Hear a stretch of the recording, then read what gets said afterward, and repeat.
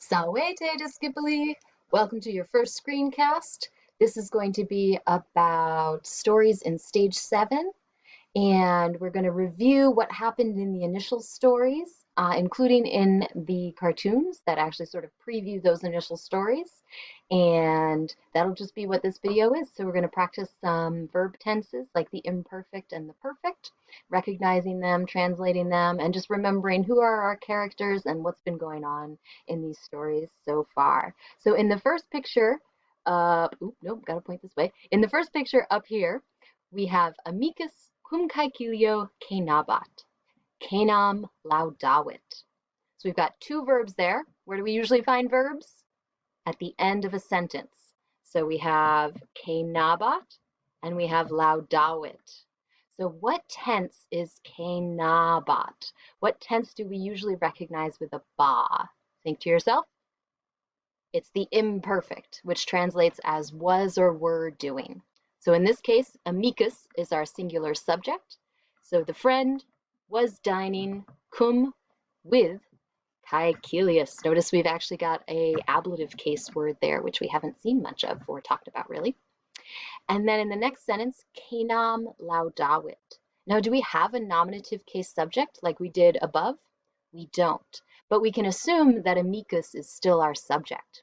So we can say the friend laudavit, over and done with action. What tense is that with that V? It's the perfect, completed action. So the friend praised the dinner, which is lovely and nice. But actually, in our stories, remember Caecilius cenam dated. He gave a dinner, but not only for unum amicum, but for multi amici. So multi amici cenabant. We could change that to they were dining. And we could say multi amici cenam laudaverunt. They praised the dinner. We had one particular special amicus at this dinner. Anybody remember who it was? Est libertus Felix. Remember Quintus as a baby, infant's fur story. That's this Felix. So Felix, also known as the amicus, paculum inspexit et vinum gustavit. What tense are both of those verbs? Don't have a ba. They have an X and a V where there wasn't one before. In the present, you'd see inspicit. Now it's inspexit. In the present, you'd see gustat. Now it's gustavit. So we're in the perfect tense, and they're showing a sign of Vlersucks, my terrible mnemonic device, where a V, an S, a U, an X, a repeated syllable, or a long vowel shows up where there wasn't one before. Makes a pretty significant change to the meaning. You go from inspicit, he inspects, to inspexit, he inspected. You'll find, actually, the pocula, the cups, run through this story. They keep showing up. Sometimes bad things are in pocula, but not for a while. And gustavit, he tasted, as opposed to gustat, he tastes. Then amicus poculum hausit. What a fun word. We won't see it for a while, but it means drained or drank all the way up. Tum fabulam naravit. Again, we've got an S where there wouldn't have been one before from haurit, and a V where there wasn't one before. We would have seen narat. So again, what tense are we in? The perfect tense. Completed action over and done with. He drank it once, and he told the story once. What was that story? It was the story about a weir, Hawkest weir, and fortassa versipellis. So primum, i.e. first, or in principio, in the beginning, vir ex urbe discessit, et luna lucebat, erat nox. Vir in via contendebat, or I could say festinabat. She's just showing that he's hurrying, and that he was hurrying. Vir erat prope silvas, arbores sunt in silvis. What's a silva? A forest, or the woods. Et vir conspexit centurionem. Vir salutavit centurionem, sed centurio nihil respondit. You noticed I might have put the verbs not first. I'm kind of saying this on the fly. Again, word order in Latin doesn't really matter. Not a lot. I don't care how you put the words in order as long as you're really trying to pay attention to endings. That's what's mattering most in Latin.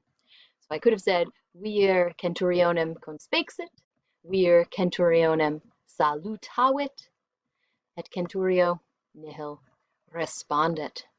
Weird centurio. Centurio gets weirder.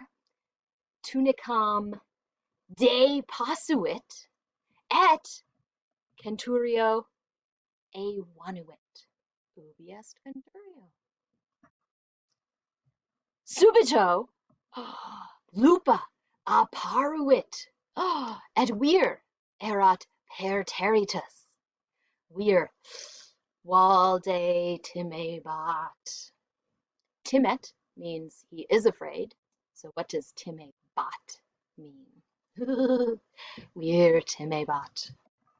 I would be too if I were in the woods and a guy was there and then he wasn't and then a wolf. Said lupus cucurit. So luckily, wolf didn't attack the guy. We're cool. Et vir tunicam inspexit. What's weird about the tunica? Tunica erat lapidea. Quid? Tum vir rem intellexit. Intelligit means he understands. So what does intellexit with that X? What does that mean? Vir rem intellexit. Centurio erat versipilis. Weird story, right? But again, as we talked about in class, the stories around werewolves in ancient times did seem to connect, not that there were a lot of them, but one that we know seemed to have connected the clothing of the person who turned into the werewolf turning into stone. What do they do when they turn back from a werewolf? So let's look at a version of that story. Vir e urbe discedebat.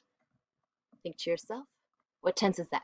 Did I use it the same way in the story? I can't remember. But here where it's typed, we have a ba.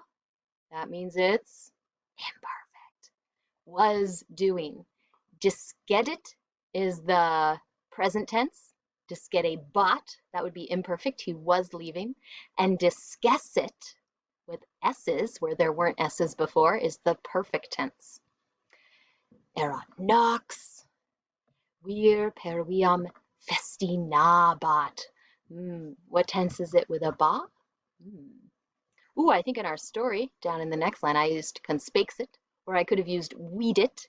That's a hard one to hear the perfect tense in. Videt is he sees. Vidit is he saw. That long I changes and you have an IT instead of an ET. What would it be in the imperfect? Did you say it out loud? I'm impressed if you said it out loud. It would be videbat. He was seen. Et salutavit. Couple questions. We've been talking about verbs for a while. What about nouns? What case is vir? Wir there is the subject, so it's the nominative, just like in here, and here, and here. But here, what case is centurionem? We have an EM. Nominatives have no M, often. Centurionem has an M. That's our accusative, our direct object. So even though we like to put subject, direct object, verb in that order in Latin, you could put it anyway. Like I kind of said, vir, vidit, centurionem. Vir, centurionem, vidit. I could even say centurionem, vir, vidit, and it still means the guy saw the centurio. So this is here for you to review. The next thing that you're going to do is go into Flipgrid and do a little review of verb tenses by answering a couple brief questions. Thanks for watching. Walete.